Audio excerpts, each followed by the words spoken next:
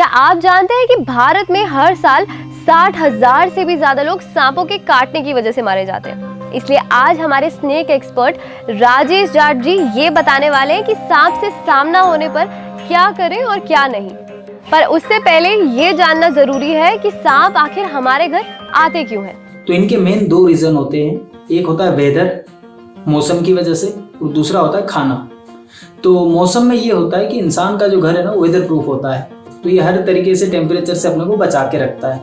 तो सांप जो है उनके पास ऐसी जगह नहीं होती है, तो वो कोल्ड ब्लडेड हैं, तो उनको घूमना पड़ता है, वो अपने जैसे हर टेम्परेचर में मेंटेन नहीं रह सकते। दूसरा होता है खाना, जो कि चूहे जो है वो इंसानों के आसपास ही रहते हैं, चूहे और छोटे मेंढक हो गए, तो उनके पीछे भी ये हमारे घरों में घुस जाते हैं। तो अब जब सांप हमारे घर के अंदर आ गया है, ऐसे में क्या किया जाए और क्या नहीं। सबसे पहली जो चीज है वो है शांत रहना।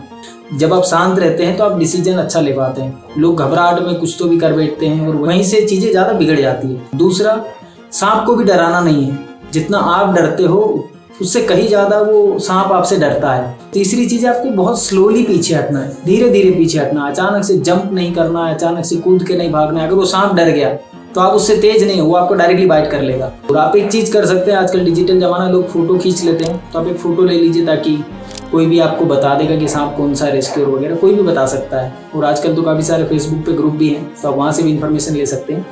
तीसरा, आपको फॉरेस्ट डिपार्टमेंट या तो कोई भी स्नेक रेस्क्यूर को कॉल करना है जो आके उसे रेस्क्यू करे। आपको खुद से नहीं करना है, क्योंकि आप नहीं जानते वो सांप जहरीला है या नहीं है। लोग अक्सर धुआं लगा देते हैं, आग जला देते हैं, या तो फिर डंडे से उसको उचका के भगाने की कोशिश करते हैं। तो डेफिनेटली आग और धुएं से तो कुछ नहीं होने वाला है, तंत्र मंत्र से भी कुछ काम नहीं होता है।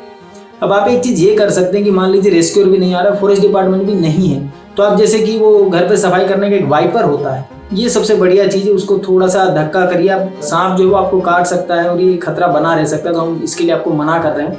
डेफिनेटली आप किसी को बुलाइए और रेस्क्यू करवाइए। यूँ तो सांप शांत प्रवृत्ति के जीव होते हैं, लेकिन अगर घबराहट में आकर कोई सांप आपको डस ले तो ऐसे में क्या किया जाए। सबसे पहला है घबराना नहीं है। दूसरा है आपको सांप को मारने या उसको दूर भगाने की कोशिश फिर नहीं करना है। अगर आपको सांप ने काट लिया तो उसको मारने बिल्कुल भी मत जाइए।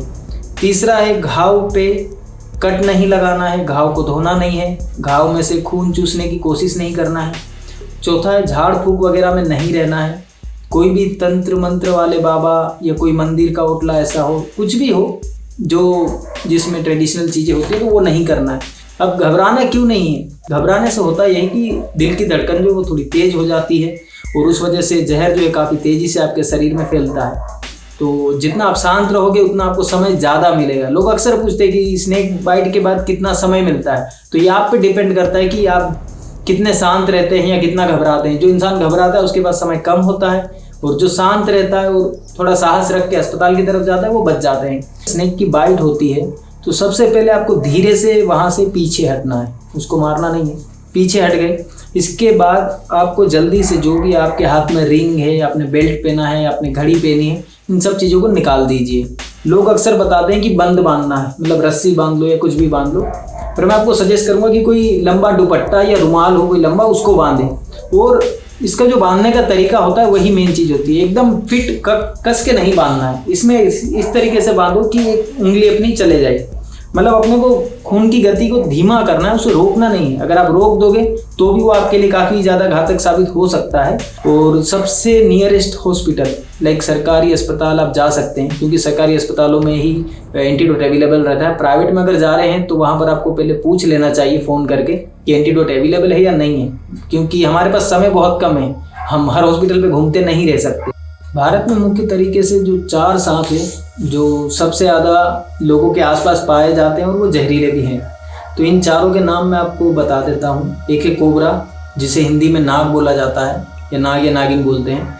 दूसरा है रसल वाइपर, जिसको कि हिंदी में दीवड़ बोला जाता है। और तीसरा है सोस्केल्ड वाइपर, जिसे छोटी दीवड़ भी बोला जाता है।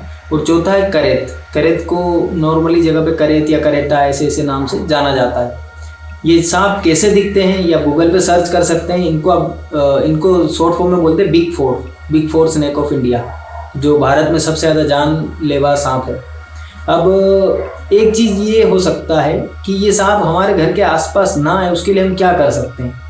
तो डेफिनेटली घर के आसपास जितनी भी घास, बड़ी बड़ी घास उग रही है, उनको एकदम कट कर दीजिए। और कई बार ऐसा होता है कि भैया लोगों को हरियाली पसंद है, तो वो हरियाली से तो बर्ड वगैरह आते हैं, बर्ड अपने नेस्ट बनाते हैं और उसमें अंडे देते हैं, तो सांप भी उनके पीछे आकर्षित हो ही जाते हैं। तो कहीं ना कहीं ग्रीनरी रहेगी तो सांप तो बिल्कुल आएगा। अपने यहाँ जितना हो सके क्लीन रखें तो वो नहीं आएंगे। दरवाजों के नीचे जो गैप होती है उसको फिल करने के लिए कुछ सॉल्यूशंस आते हैं, वो आप यूज़ कर सकते हैं। स्नेक बाइट ना हो इसके लिए क्या किया जाना चाहिए? लाइक घर में आप सो रहे हैं, ज़्यादातर ये गांव वालों को ज़्यादा काम आएगा। जैसे आप गांव में सोते हैं, लोग ज़मीन पे सोते हैं, तो मच्छरदानी लगा के सोना चाहिए। फिर आप रात में निकल रहे हो तो आप जूते पहन के रखो और हाथ में टॉर्च होना चाहिए, या तो फिर आप लकड़ी बजाते हुए चलिए। और कहीं भी आप आसपास ऐसे इलाके में खेल रहे हो तो जहाँ पर घास वगैरह है, तो लकड़ी वगैरह से हटा करके उसमें हाथ डालना चाहिए, डायरेक्टली हाथ नहीं डालना है, वरना ऐसे केसों में ज़्यादातर स्नेक बाइट हो ही जाता है। किसान लोग भी जो है वो खेत में जो है कई बार नंगे पाँव काम करते हैं, तो उनसे भी निवेदन है कि एटलीस्ट सेफ्टी शूज़ पहन के काम करना चाहिए। किसानों के लिए एक अलग से शूज़ आते हैं। अब सांप चाहे कितने भी जहरीले क्यों ना हो, लेकिन एक बार अगर ये धरती से विलुप्त हो गए तो मानव प्रजाति को भी विलुप्त होने में ज़्यादा समय नहीं लगेगा। ये नेचुरल एक पेस्ट कंट्रोल है जो चूहे वगैरह को कंट्रोल में रखते हैं, और चूहे जो है वो सबसे ज़्यादा हमारे अनाज को ख़राब करते हैं। तो अगर चूहों को ये पॉपुलेशन इनकी कंट्रोल रहेगी तो अपना अनाज काफ़ी हद तक सेफ रहता है।